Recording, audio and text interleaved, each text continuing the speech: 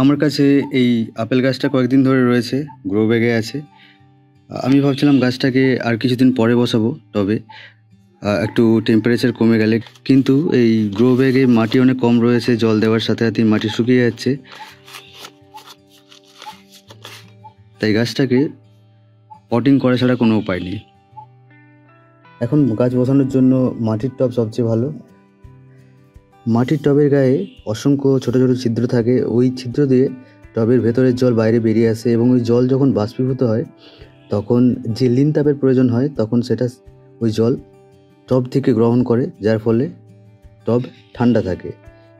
এছাড়াও আরও একটা সুবিধা রয়েছে, এই ছিদ্রগুলো দিয়ে বায়ু চলাচল করতে পারে, টবে এয়ারেশন ভালো থাকে, রুট জোনে অক্সিজেনের অভাব হয় না।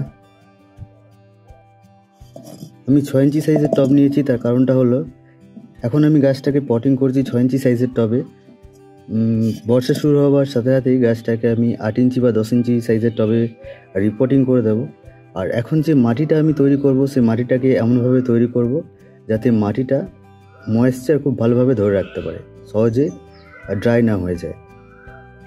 মাটি তৈরি করার জন্য আমি নিয়েছি 3 ভাগ মাটি, 1 ভাগ গোবর সার। এর সাথে আর কোনো কিছুই মেশাবো না, কারণ হাড় গুঁড়ো, শিংকুচি এগুলো মেশালে এগুলো টবের মধ্যে এখন পচবে এবং মাটিটাকে গরম করবে, যেটা এই গরমের সময় গাছের জন্য খারাপ হবে। তাই আমি হাড় গুঁড়ো, শিংকুচি কোনো কিছুই মেশাবো না, শুধুমাত্র মাটি এবং গোবর সার দিয়ে গাছটাকে বসাবো। এর সাথে আমি একটু হিউমিক অ্যাসিডসের পাউডার যোগ করে দেব। হিউমিক অ্যাসিডস জল ধরে রাখতে সাহায্য করবে। কিছুটা মাটি দিয়ে ভরে দেবো, কিছুটা মাইক্রোরাইজার দিয়ে দিলাম আমি। গাছ যদি গ্রো ব্যাগে থাকে তাহলে গ্রো ব্যাগটাকে এখন কেটে ফেলাই ভালো।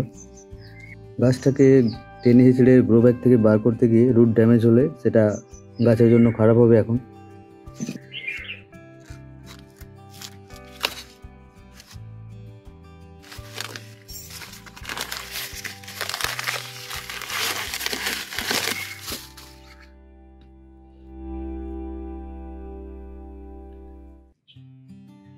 এই গরমে শিকড় শুকিয়ে যেতে শুরু করেছিল।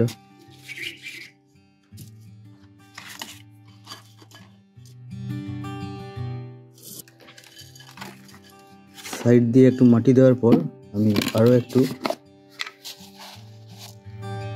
মাইক্রোরাইজার গ্র্যানিউল দিয়ে দিলাম। এখন যে মাটিটা আমি তৈরি করলাম এটাতে ময়েশ্চার ধরে রাখবে খুব ভালোভাবে। বর্ষার সময় যখন গাছটাকে আমি রিপোর্টিং করব তখন যে মাটিটা তৈরি করব সেটা যেন ওয়েল ড্রেন হয়। এখন ড্রেনেজ নিয়ে ভাববো না।